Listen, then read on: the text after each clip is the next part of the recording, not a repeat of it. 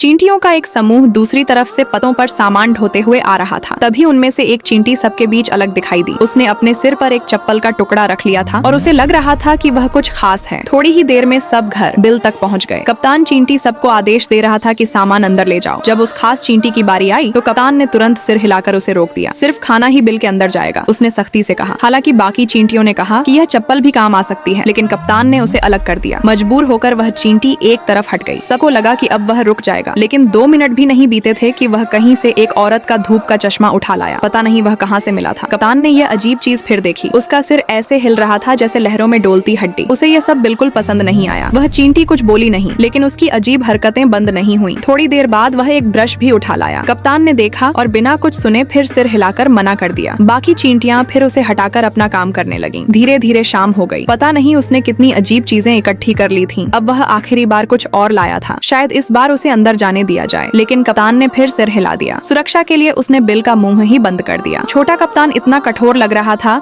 कि वह चींटी चुपचाप वहां से चली गई। थोड़ी दूर पर उसका छोटा सा अड्डा था, जहां अजीब अजीब सामान का ढेर पहाड़ की तरह लगा हुआ था। अगली सुबह कप्तान हमेशा की तरह सामान ढोने का आदेश दे रहा था। सभी चींटियां मेहनत से काम कर रही थीं, लेकिन वह अलग सी महसूस करने वाली चींटी अब समझ चुकी थी कि वह इस समूह का हिस्सा नहीं बन पा रही है। इसलिए उसने अकेले ही कुछ नया करने का फैसला किया। उसने उन अजीब चीजों को अपने घर पर सजावट की तरह टांग दिया। रंग बिरंगे फूल, चमकता हुआ क्रिस्टल और घूमती हुई पवन चक्की। कितना सुंदर दृश्य था। उधर से गुजरता हुआ चींटियों का समूह एक पल के लिए रुक गया। वे उस रंगीन घर को देखकर हैरान रह गए। उन्होंने अपने पते फेंक दिए और दौड़कर वहां पहुंच गए। कप्तान अकेला रह गया। साधारण जीवन हमेशा इतना रंगीन नहीं होता। धीरे धीरे सारी चींटियां नए घर में रहने लगीं और वह छोटी अलग सी चींटी अब हल्के फुल्के अंदाज में सबकी अगुवाई करने लगी। कप्तान दूर खड़ा उस खूबसूरत घर को देख रहा था। वह सचमुच बहुत सुंदर था। शायद उसे पहले ही उसे स्वीकार कर लेना चाहिए था।